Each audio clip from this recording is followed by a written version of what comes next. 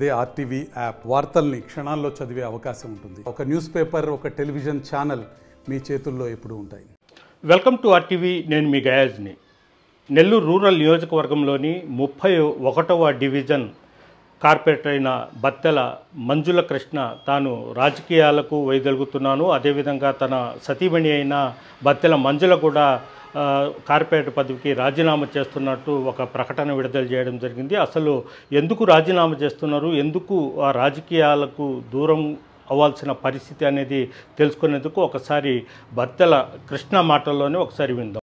31వ division ప్రజలకు, నాయకులకు, కార్యకర్తలకు మీ 31వ డివిజన్ కార్పొరేటర్ బత్తెల మంజుల కృష్ణ గారు చిన్న మనవి.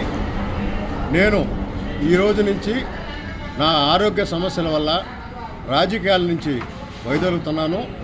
కావున 31వ డివిజన్లోని ప్రజలు, టీడీపీ నాయకులు, కార్యకర్తలు, స్థానిక నాయకులు అందరూ నన్ను క్షమించాలని కోరుకుంటూ, అలాగే ఇప్పటి వరకు నాకు రాజకీయంగా సహకారాలు అందించిన శ్రీధరన్నకి, గిరిధర్ రెడ్డి అన్నకి ప్రత్యేక కృతజ్ఞతలు తెలియజేసుకుంటూ మరొకసారి 31 డివిజన్లకు నన్ను క్షమించాలని, ప్రజలకు నన్ను క్షమించాలని కోరుకుంటూ సెలవు తీసుకుంటాను. బత్తెల కృష్ణ చెప్పింది మనం ప్రస్తుతం విన్నాము.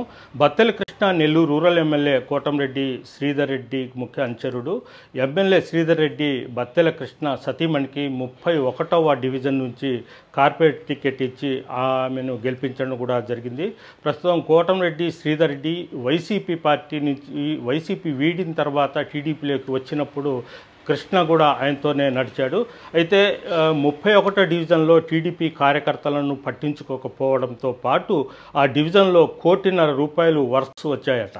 వాటిని ఎన్నికల్లో అంటే 2020 ఎన్నికలు ఇటీవల జరిగిన అసెంబ్లీ ఎన్నికల్లో కష్టపడిన తెలుగుదేశం పార్టీ కార్యకర్తలకు కూడా ఇవ్వాలన్నది ఎమ్మెల్యే కోటంరెడ్డి శ్రీధర్ రెడ్డి ఆలోచన.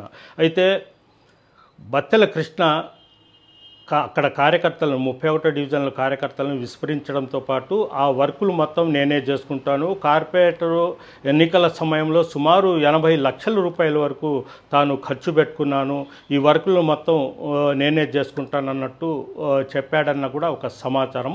అయితే ఎమ్మెల్యే కోటంరెడ్డి శ్రీధర్ రెడ్డి మాత్రము అలా జరగదు, అయితే నీతో ఆ వార్డులో పనిచేసే తెలుగుదేశం పార్టీ కార్యకర్తలు, నాయకులు ఉన్నారు, అందరూ ఆ వర్కులను తీసుకొని నాణ్యతగా పనులు చేయడంతో పాటు ఏదైనా ఆదాయం వస్తే తీసుకోండి అని కూడా చెప్పడం జరిగిందట.